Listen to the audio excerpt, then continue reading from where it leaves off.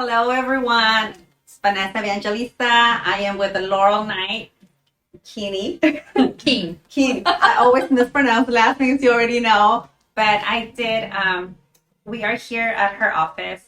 Wanted to have a quick conversation. A lot of the times, people come to me and ask me some questions as a realtor. And even though, yes, you're the first person that you might be talking to about wanting to buy a home, it really does take a team. And part of that team is a great lender.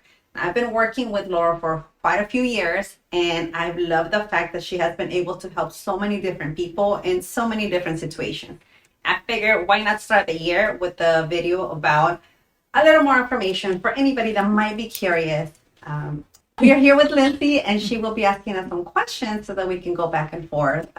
Just with more info for you guys. Hopefully you guys enjoy getting this information. And if you're thinking about buying or even selling or just curious about home purchase, how do we go about it, then hopefully this helps. Vanessa, the first question we have is, what advice do you have for home buyers navigating in this current market? Oh, I enjoy the fact that we're not in the market where, hey, I'll give you my firstborn, they can give me a house. It has shifted, and I feel like we're in a market that even though we're not in that pressure, it's changing daily. We can go from one rate to another. We can go from having several houses available to all of a sudden that same weekend they're all gone. And so that's the kind of market we're in. My first advice would be have a team that you feel comfortable with. As you're meeting realtors, because you know there's a lot of number one realtors out there. There may be some kings, some lions. There is everything out there. But what we do enjoy is having that great communication with whoever it is you're working with. Kind of like, you and I, you're sitting down, like you're talking to a friend. You wouldn't have any setbacks in, hey, can I ask you a question? Right. But sometimes people feel so uncomfortable asking questions to their professionals who are helping them. So that would be my first advice, that you vet whoever you're working with. Either see their reviews, see if you know of anyone else that has worked with them.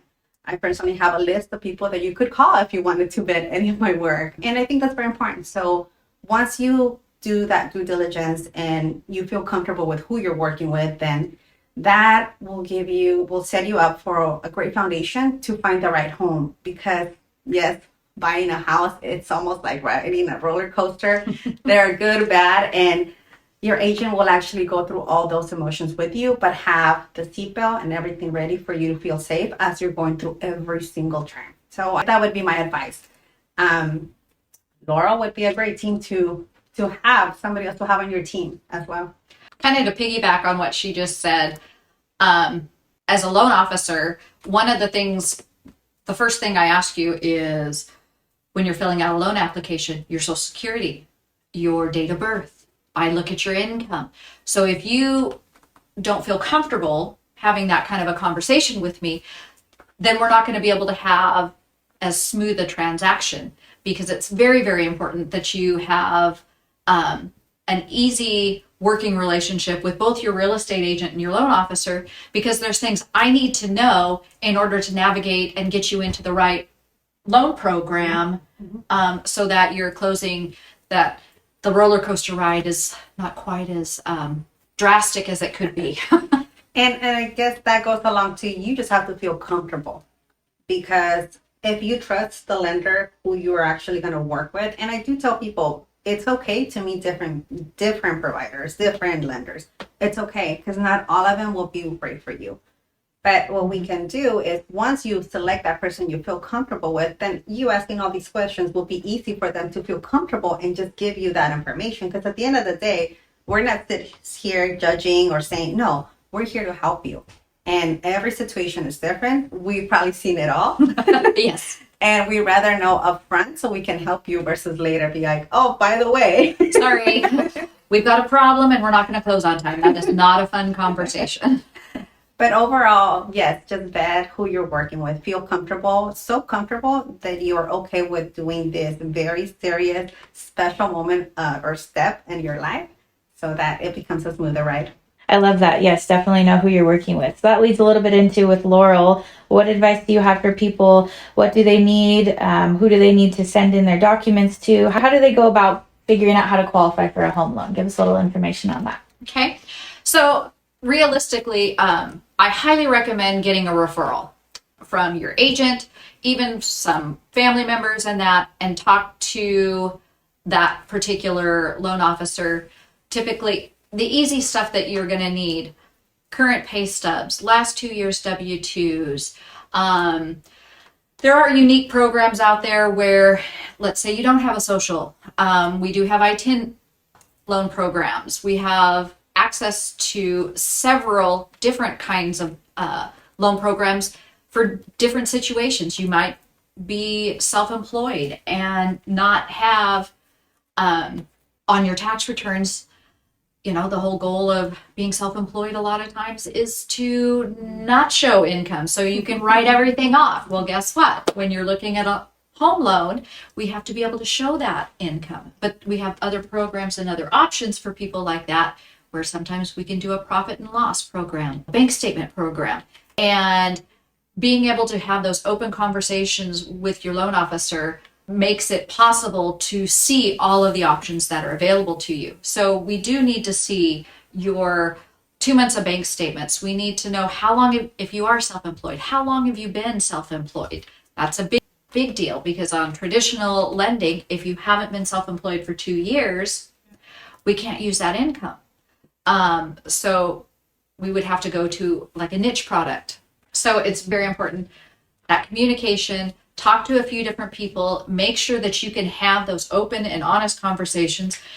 One of the things too, in this day and age, let's face it, Washington is a very diverse state. We have all different kinds of languages and things like that. So it's helpful to have somebody, when you're working with Vanessa, or somebody who maybe English isn't their first language, make sure that your agent and the loan officer have good communication and have worked together so that you feel comfortable and they know each other's. Well, overall, I feel the communication are, once you've been doing this for a while, but the lender will need from the buyer. And we don't let the language barrier stop us from it. I know sometimes with us, we've even been either in a 3-way call, or we're meeting at your office or meeting at their place, and we're going over everything so that the client understands exactly what's happening, but you're also getting all the clear information directly from the client. Yeah. And again, if you have somebody that's working as a team, for myself, speaking Spanish fluently has helped, because then I can be that kind of translator. But at the end of the day, everything's coming from her, everything's coming from clients. I am just helping along the way. And if you're able to have that, I mean, it's just a recipe for a good closing, and everybody feels okay, because nobody wants to just kind of sign away, as I've heard. Here it is, and at the end of the day, they don't even know what I just signed, which is not a good thing for anybody to feel and walk away going, oh, what did I do? And not really know. It's super important. This is going to be one of the largest transactions you ever do in your life. So very important that everybody is on the same page. Yes, so again, if you like this information, if you find it helpful, then go ahead and share it with other people. Let us know. I'll have our numbers too as well, but we can always say it. What is a good contact number for them to call you? Do you know it? Yes, I do. I ask because sometimes we change it up. I know. Phone number's been the same for way too many years. 425-877-9260. And mine is 206-681-3176. Your friend, local realtor, Vanessa Evangelista with RSVP Brokers Era. And again, Laurel Knight Keene, your fabulous loan officer with Wallach & Volk, and Lindsay Thompson. Hello. Also with Wallach & Volk. She's another great resource. Well, I hope you guys enjoyed this, and we'll be talking to you guys soon. Bye.